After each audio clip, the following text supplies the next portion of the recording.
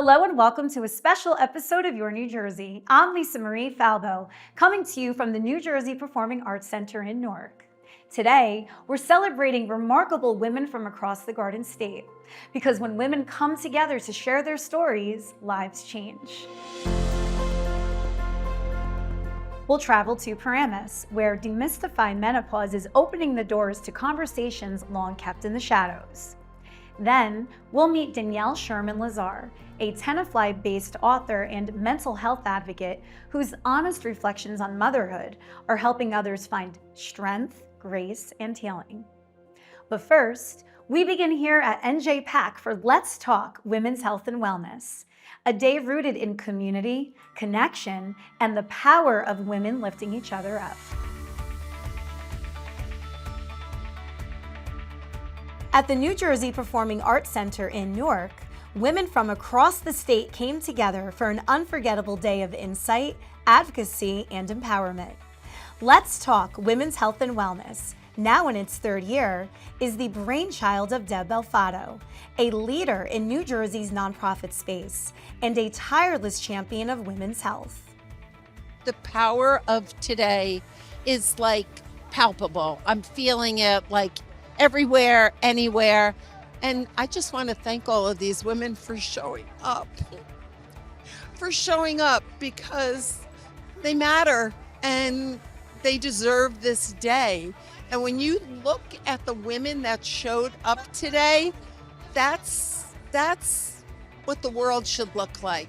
The sisterhood, the camaraderie, the trust, it's just everything. I am having an amazing day. It is food for the soul. It's food for my mind. I'm inspired. I have knowledge about everything related to women's health, and I am just impressed with the level of acumen, the level of intelligence in this room, and I love the spirit of the women in this room. It's just an amazing experience, and I wish everyone could have it. I sat down with doctors, community leaders, and passionate attendees from a special pop-up studio at the event, asking what women in the Garden State need most to feel seen, supported, and heard. I love it. This is exciting. It's great to be in the heart of Brick City. I'm from Newark, so it's really exciting to see these kinds of programs here where we can get to. It's easy, it's accessible, and we get to meet wonderful, wonderful people. I mean, what a thing for the community here. Absolutely. And I know that's so important to you because the women here may not have the access, the tools, the know-how. I mean, here it's open for everyone. Absolutely. And I invited a great group of women, young women, because I want them to get more involved in their health. I didn't have that opportunity, so it's important that we start educating our young women about the importance of their health now. What inspires you to join us here today at Let's Talk? Nothing makes me happier than to be able to spread the word of women's health. It's what I've done with my book. It's what I do with Alloy, because I think that there's really not been enough of the larger conversations about women's health. We've had them one-on-one in doctors' offices, but it's spotty because it depends on the doctor that you have. But I think that there should be a shared body of knowledge that all women should have. And I think that women want to do better, and they would if they knew what to do. So that's our job. I have been in the healthcare industry for over 30 years in women's health. And back when I first started my career, women's health lived in the shadows. Like, it was not the big, sexy topic that everybody wanted to talk about. And it was often minimized to just being about reproductive health or maternity care. And it's only been recently, the past probably 5-ish years, that it's really starting to get the attention that it deserves. We need to push further in the conversation of what public health is going to look like in the future, because we're seeing chaos in a way, right? But as I stated before, there's opportunity here. We need to take opportunity of what we're seeing right now and create something that makes sense. People have been through some very tough things, cancer and other diseases, and they've lost loved ones. So everybody's here, I think, to really support each other and celebrate. And it's obviously a conference full of a whole lot of beautiful women. So this is amazing. But the true heart of the day went beyond information. It was all about transformation. We've forged a tribe, and to see women come for themselves but look to the left and to the right and get that support. Just the complement of people who are here, the skills, the talents, the brilliance. There's so much to satisfy all the senses. Like your whole person really is being attended to. And I love that, because that's what being well and that's what being whole is all about. As the day unfolded, bonds were formed.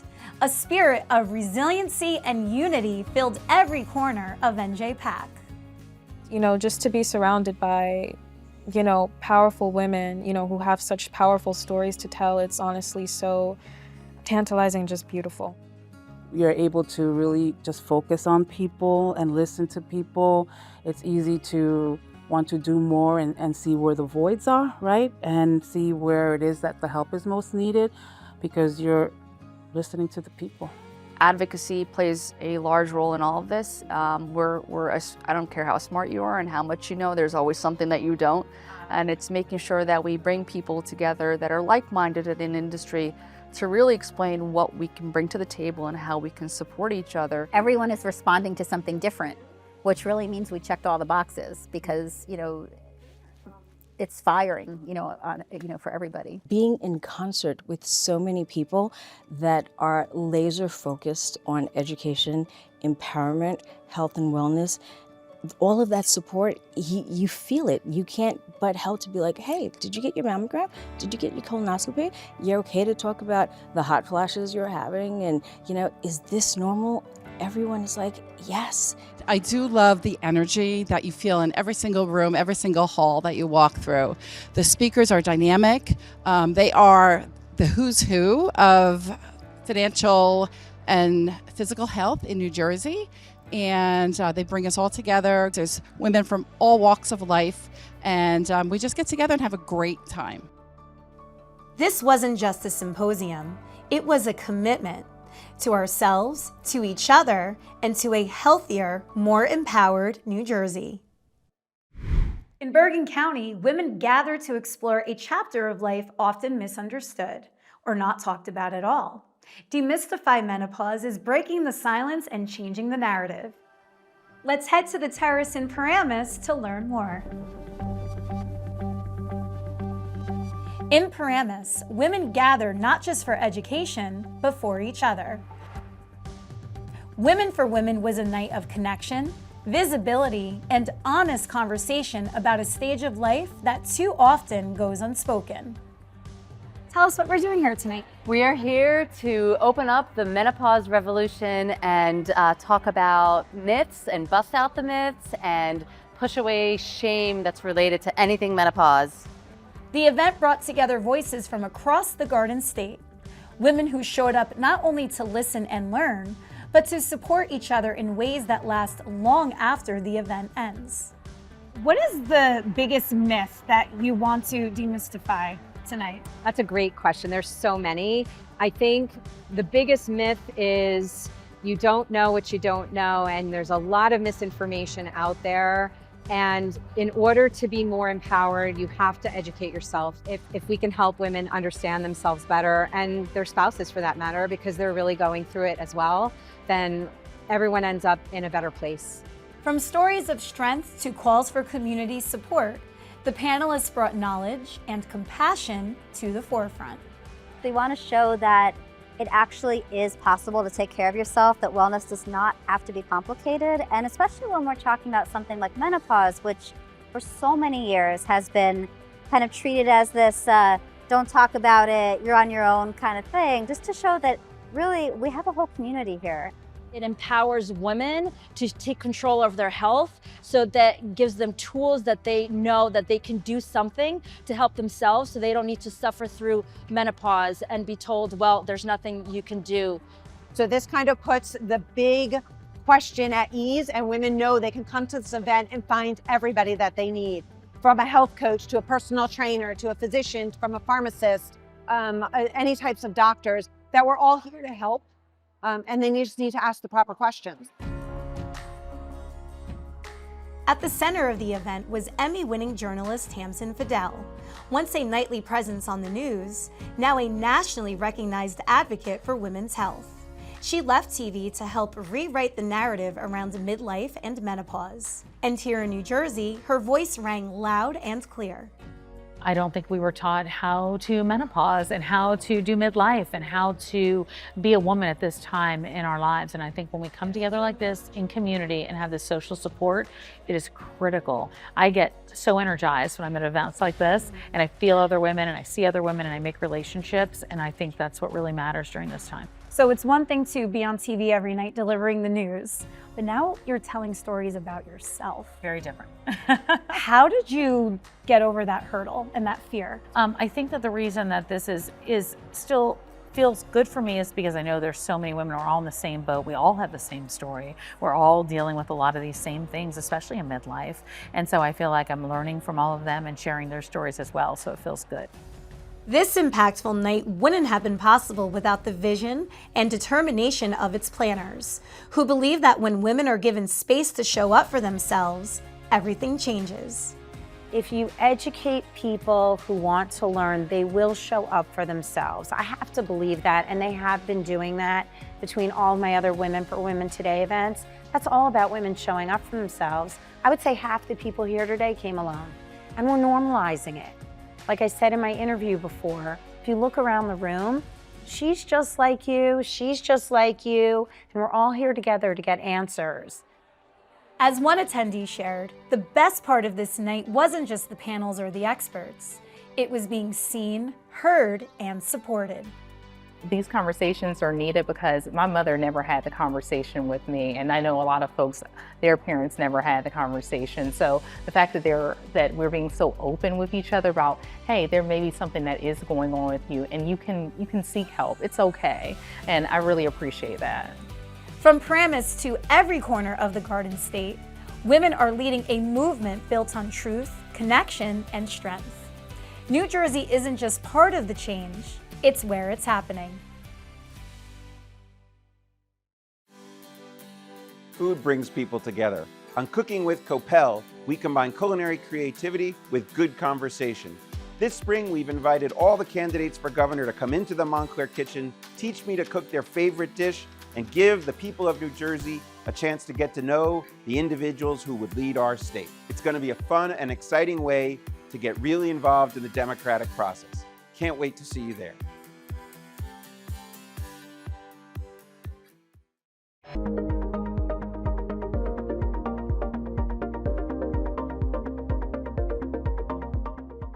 Back at our studio, I sat down with Danielle Sherman-Lazar, a devoted mother of 4, mental health advocate, and author whose powerful work lifts the veil on the raw and real moments of motherhood. Welcome, Danielle, to the show.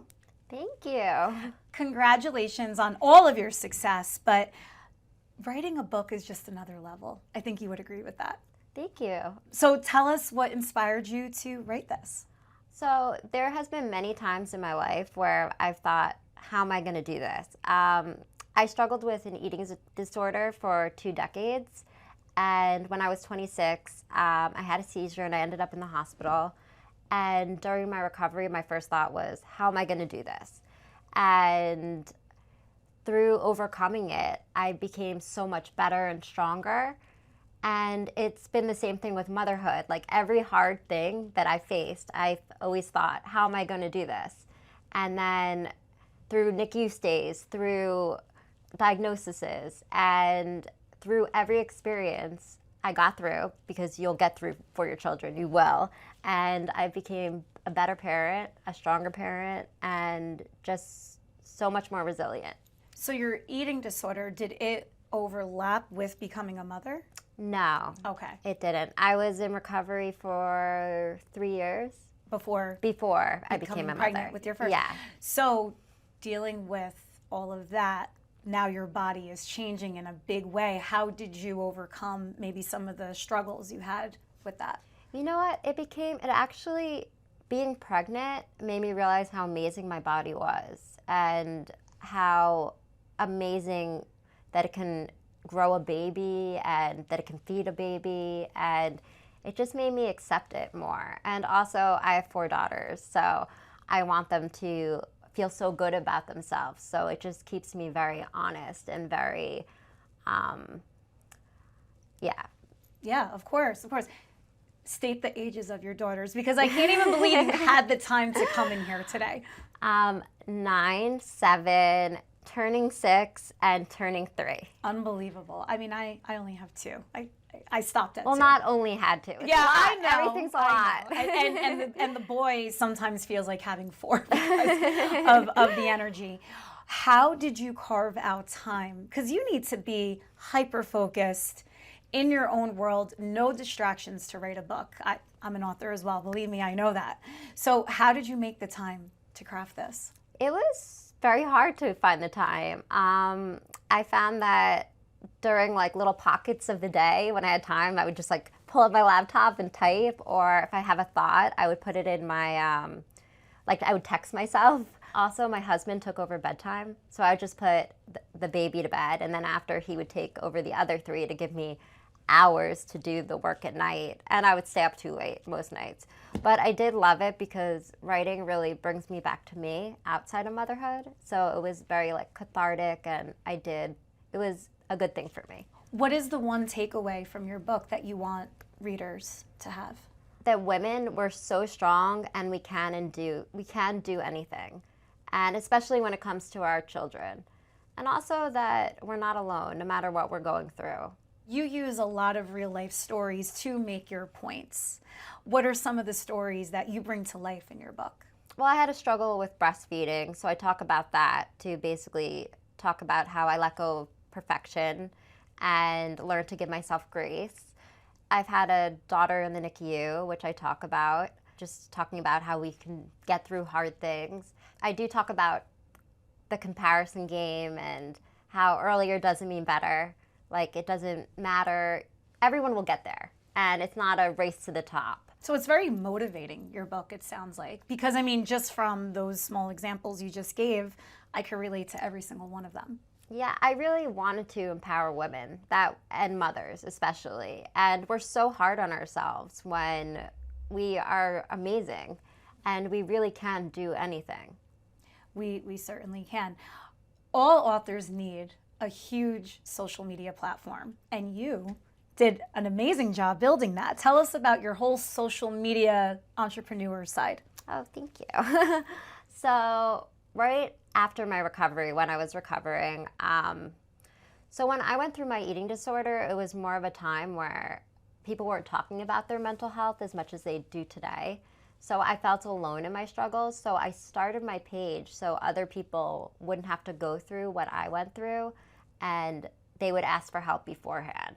Because I literally, when I was going through it, I didn't even look up anything about eating disorders because I had so much shame about it. And I didn't want someone to feel the same. And then when I had my babies, I started talking about motherhood and how, you know, there's a lot of things in motherhood that a lot of mothers feel alone, a lot of mothers feel isolated. And then I also talked about how much I love motherhood because I love it. And that's how it kind of evolved from mental health, and now it's mental health and motherhood, which my 2 passions. Hey, it ties hand in hand. You Yes, have to truly, be mentally truly strong to get through the minute by minute that all mothers have to do. Truly, you really do. How many followers do you have on your platforms? I have 416,000 on Facebook.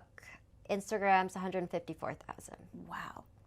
So not only are you a rock star mom and author, but it takes a lot of consistency, focus to have a social media page like that. I mean, that's huge. Well, I love writing, and it's always been something that, like, I come home and at the end of the day, after putting everyone to bed, I just like pull out my computer and I just write, and it's like truly a way to bring myself back to me, and it's also a nice way to connect with other people, and it's truly become such a passion. It's scary putting yourself out there, though, in these very vulnerable ways. How do you overcome that fear? You know what? Like, after I lived with shame for 26 years of my life, not totally 26, but since I was in 3rd grade, I lived with so much shame. So when I was going through my recovery, there was kind of a time where I was thinking, okay, you're gonna either live or you're gonna die. And if you're gonna live, you're gonna change your life, because I couldn't go on living the way I was living for so long. So ever since then, I'm just not afraid of putting myself out there. I really don't care what people think. I cared for so long that I'm just, at this point, you know, you only have one life, and I'm just doing it right this time. And I want my kids also to be able to live. I don't want them to like try to hide and not live their life to the fullest. Exactly. And plus, as a mother, you're so tired. At the end of the day, a lot of the little things you would harp on pre-motherhood, you just don't have the time for. Oh, yeah, I could care less. It's so funny, even like the little motherhood things that I used to care about in the beginning with like one kid, now I'm like, it's not a big deal. At 4, you are a pro. I'm more like, you know what, I'm a pro giving myself grace, and every mother could get there. You just need to just know, if you love your children and you try, you're a good mom. Exactly. That's it. None of the other things matter. So you do all of this, and you also work for your family business, which I think is so interesting. Tell us a bit about that before we wrap. We're in the taxi cab business, so it's kind of random, but I do the accounting work behind the scenes from home. And it's hard finding the balance of that. But you know what, it's so funny. I'm able to, now that my daughter's old enough, my youngest, she's turning 3, so I'm able to like bribe her. You see, this is like, you give yourself a lot of grace. I'm able to like bribe her with like a firecracker. She loves ice pops, so she'll like eat her firecracker pop, and I'll just like do some work. I wish my kids would fall for that. They don't allow me, and everyone in the back here knows I cannot do calls with my kids around, because calls are like, they just climb on me. I have to like go hide in a closet. You know, calls are like a whole different beast, though. It's like they're competing with the call. Yeah, that's true. That's true. And hey, being a business owner definitely prepared me for motherhood. And I think you can agree with that, because when you own a business, you're constantly distracted. You have to put out fires. It's all on you. So I like to say, like, I am a mother of 4. Basically, 2 businesses, 2 babies. No, it's so true. It really is.